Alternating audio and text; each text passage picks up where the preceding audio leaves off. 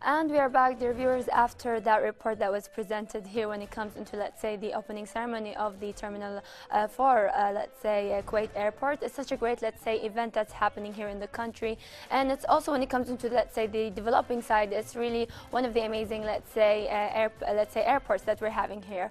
Also, when it comes into, let's say, since it's summer and everyone is, let's say, set to go outside traveling and so on, and some of us, let's say, have staying here in the country itself. So it's really great to have, let's say, such a great camps are happening for the kids, especially when it comes into the first, let's say, 8 summer camp for kids. So we're going to watch that report and then we'll be back again to continue with our guests on it.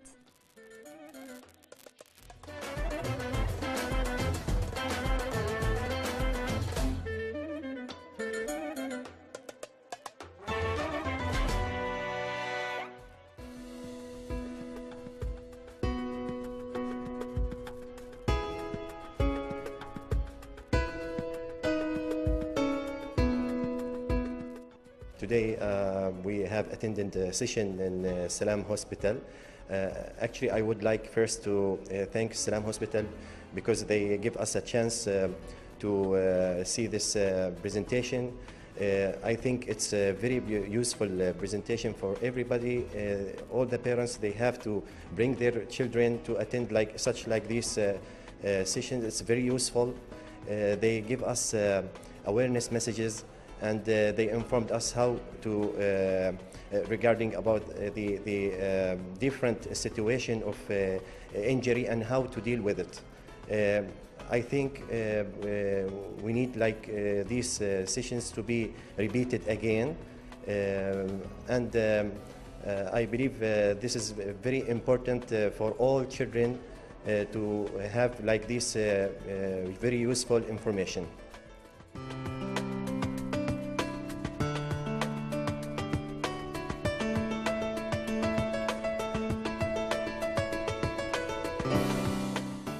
It's really fun how to know how to help people when they're like burning or on fire, and when like choking, so we can help people live in their life and have fun, continue their life.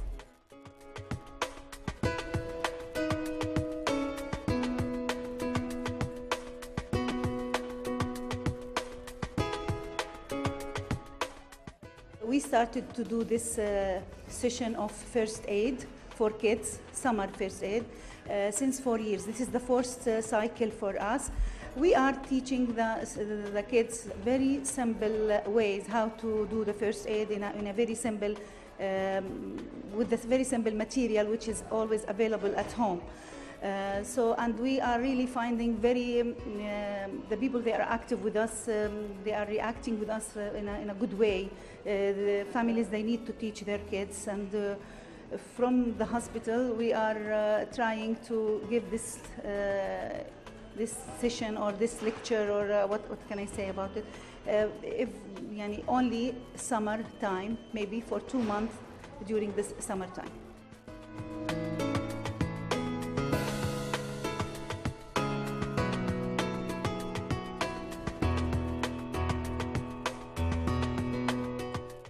Today I learned how to help people if they're injured, and if I help them and they're still injured, we can call the hospital. That's it.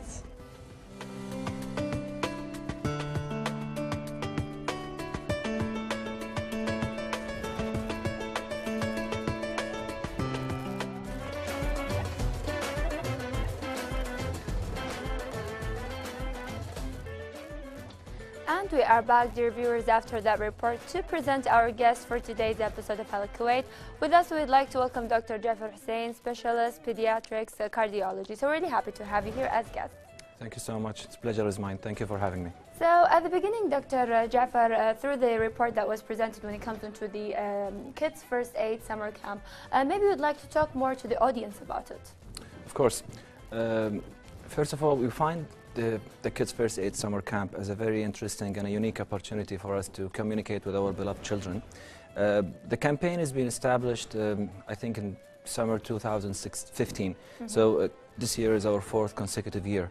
And the feedback that we got from you know, the organizing committees, the parents, the kids themselves is very reassuring and encouraging. That's what's actually keeping us moving and running. The campaign, as I said, has been established 4 years ago. We're doing it in the summer of each year. So far, I think we managed to certify 850 or 900 child. We're using all the guidelines that's been put by the American Heart Association and the European Society of Cardiopulmonary Resuscitation, guidelines, of course, in order to have these techniques modified according to our needs here in Kuwait. The first campaign was launched and was actually attended by Her Highness Sheikha Amthal al-Jabir Ahmed al-Sabah, which was very encouraging for us, the administration, Dr. Ayman al-Mtawa, Dr. Mohammed al-Shafi'i, Dr. Ahmed al-Agha as a head of the department. The way it works, basically we give brochures, we give pamphlets, and we invite children from different schools. And once we have them all in one location, we try to have them involved and have them to practice on a special models and mannequins, and try to imitate certain scenarios, which we're going to talk about in a minute. Yes. So hearing these kind of the information when it comes into, let's say, having the camp itself, what is, let's say, the main beneficial reason out of having such a camp? Oh, that's a great question. As a matter of fact, all the studies have been shown that having those guidelines in dealing with real life-threatening situations and emergencies decreased the incidence of fatalities and severe injuries by up to 50%. And also, as a matter of fact, it makes our job in the hospital much easier whenever the victims of those accidents arrived, if the incident is being witnessed by somebody who's familiar with practicing the true CPR and BLS, which is the basic life support techniques. Certain situations that we might gonna encounter in our everyday activities, like burns, even severe mosquito bites, allergies, road traffic accidents, all those incidents, or not all, most of them, you will not have a medical professional around. So the general public, they need to increase their awareness into recognizing and starting the immediate life support techniques, and also practice it. So that's what we call CPR, cardiopulmonary resuscitation. As I said, we don't use the exact guidelines because we have to understand that our audience is mainly children. So we have to simplify it and modify it. Most of the time, for example, in my sessions, I use, like well-known characters, from Disney, and, well-known stories in order to imitate a real situation, and then let the child deal with it. And as time goes on, I will try to give them hints in terms of how to successfully perform, let's say, bagging, using just a bagging to breathe for the victim. And actually, at the end of the campaign, each child will be able to perform not just bagging, also some resuscitation techniques in terms of providing the compression, the chest compression for the patient in a certain way and technique and maneuvers. And they themselves, at the end, they feel much more comfortable in dealing with those situations. And it happened to some of them that actually they encountered some situations after that, and the feedback was amazing. And those kids that encountered the situations afterward, they were the real advocates to actually convince their friends and their colleagues to come and join us in those campaigns. That's really great to hear, of course. So, Dr. Jafar, when it comes into the main audience that you are targeting in this camp, is it only, let's say, expats and Kuwaitis, or is it only, let's say, provided for Kuwaitis and so on? No, actually, it's provided for everybody. And the main target is children, but we also encourage their families to be around so that they will help them to understand and to digest fully all the information that we're giving. And at the same time, believe it or not, some adults they themselves, they need to be familiarized with those Indeed. techniques as well. So we try to divide it into more adult teaching seminars and kids teaching seminars. Yes, and when it comes into, let's say, the age that you accept in these, let's say, seminars and camps and so on, are there a certain age for kids to attend and so on? Anybody, any child from the age of 5 years plus, they can participate in those seminars. And of course, the child's age is up to 18 years old. Yes. So as the years that you've been holding this seminar and having these kind of campaigns presented in the summer for kids, and especially that kids are, let's say, dealing with these kind of circumstances and matters and so on, did you find any difficulties in teaching them and telling them when it comes into the guidelines of how to, let's say, participate and help a person when he needs the help itself? That's an interesting question as well. I thought so at the beginning, but then I realized as time went on that actually teaching children is much easier than teaching an adult. They're very open-minded and they're very excited. They want to induce change. They want to save lives because, Yes. you know, you can think all children, they just want to be a hero, like a superhero, like a Marvel kind of a thing. So they just all want to practice, and at the end, I would say they're professional, you know, because we have to understand that familiarizing yourself with a CPR is not about doing a complicated procedures. It's just about recognizing the true event and to make sure that the patient or the victim is stabilized till he's going to be brought to the hospital, where us, the medical professional, will take over and then will provide the necessary steps afterward. So I would say teaching a child is not as difficult as it used to be thought of, as long as the child have the, you know, the affection and the determination and the you know, the curiosity. And especially if he's surrounded by his parents, of course. Yes, indeed. And again, when it comes into, let's say, having a child and presenting all of, let's say, these kind of great information and dealing with their age, they're still young and they don't have lots of things in their mind. So presenting such ways and dealing, and as you mentioned, connecting it with being a superhero and these kind of characters, make him believe that he can do something and he actually will notice and learn more from the campaign itself, and not only by dealing with the situation itself for the kid, but maybe by repetition to his parents, he will start to give them, I think, guidelines when it comes into dealing with the certain, let's say, situations. And it's really great, of course, again, to have these campaigns, especially for kids, and teaching them the necessary things and how to deal with the certain situations.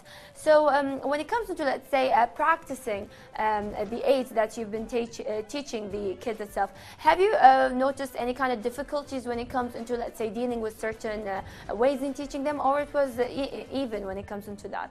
No, it was all right. Maybe the first barrier would be language, so that's why we decided to conduct it into 2 different languages, of course, Arabic and English. Other than that, it's just to divide them into certain age groups, because as you said, the amount of information and the way of transferring this information to the child's minds really differs between age to age. So I would say less than 12 years old, like from 5 to 12 years old, there are certain seminars, then 12 years old plus there are different seminars. And then the simplicity and the level of difficulty for each information is modifiable.